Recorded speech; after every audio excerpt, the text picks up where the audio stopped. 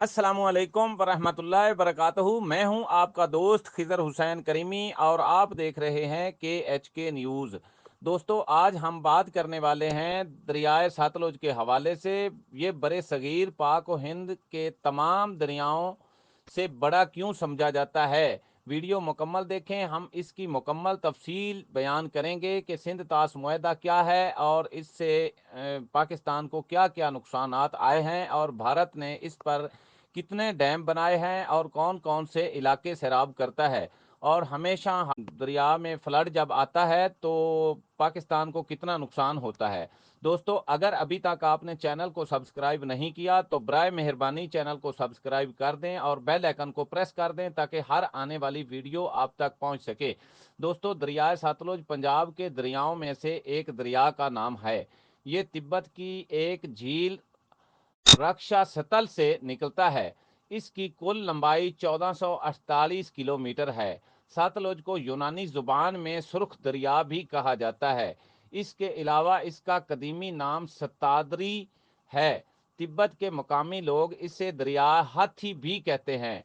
दरियाए सतलुज हिमालय की घाटियों से गुजरकर हिमाचल प्रदेश की रियासत में 900 मील तक के इलाके को सैराब करता हुआ ज़िला होशियारपुर के मैदानी इलाकों में आ जाता है। यहाँ से एक बड़ी नहर की शक्ल में जनूब मगरब की तरफ बहता हुआ दरिया ब्यास के साथ मिलकर पाकिस्तानी पंजाब के ज़िला कसूर में पाकिस्तानी इलाके में दाखिल होता है और उच्च शरीफ से होता हुआ पांजनाद के मुकाम पर दरियाए चनाब में जम हो जाता है।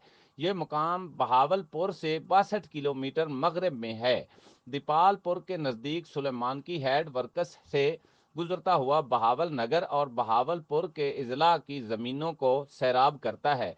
नवाब ऑफ बहावलपुर ने अपनी रियासत बहावलपुर को जरखेज बनाने के लिए दरियाए सतलुज से नहरें निकालीं, जिनका पानी न सिर्फ ज़मीनों को सैराब कर रहा है बल्कि सहरा चोलिस्तान के कुछ इलाकों में भी फसलें उगाने में इस्तेमाल होता है।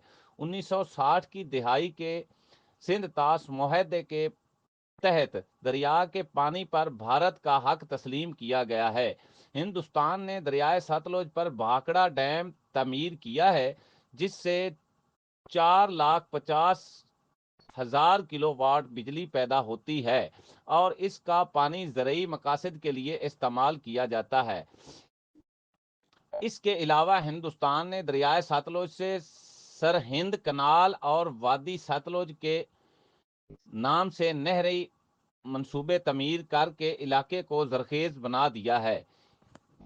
इस दरिया के पानी से भारतीय सूबों पंजाब, हरियाणा और राजस्थान में ज़रूरी ज़मीनें सैराब की जाती हैं। दरियाए सतलुज में भारत से पाकिस्तान के इलाके में पानी अब सिर्फ सैलाब की सूरत में ही दाखिल होता है, क्योंकि भारत इसे फ्लड रिलीज रिवर के तौर पर इस्तेमाल करता है। 1849 में सिखों और अंग्रेज़ों के दरमियान जंग से पहले ये दरिया एक सरहद का काम अंजाम देता था। कोट मिठन के मुकाम पर दरियाए सतलुज सिंध से मिल जाता है। ज़माना कदीम में दरियाए सतलुज तहसील अहमदपुर शिरकिया के कस्बा उच्च शरीफ के नज़दीक से गुजरता था, जिसके निशानात आज भी वहाँ मौजूद हैं। दोस्तों, उम्मीद है कि आज की वीडियो आपको बहुत पसंद आई होगी। आप वीडियो को लाइक भी कर दें और शेयर भी कर दें। मिलते हैं एक पुरअसरार और तारीख पर मबनी दिलचस्प वीडियो के साथ। अल्लाह हाफिज़। पाकिस्तान जिंदाबाद।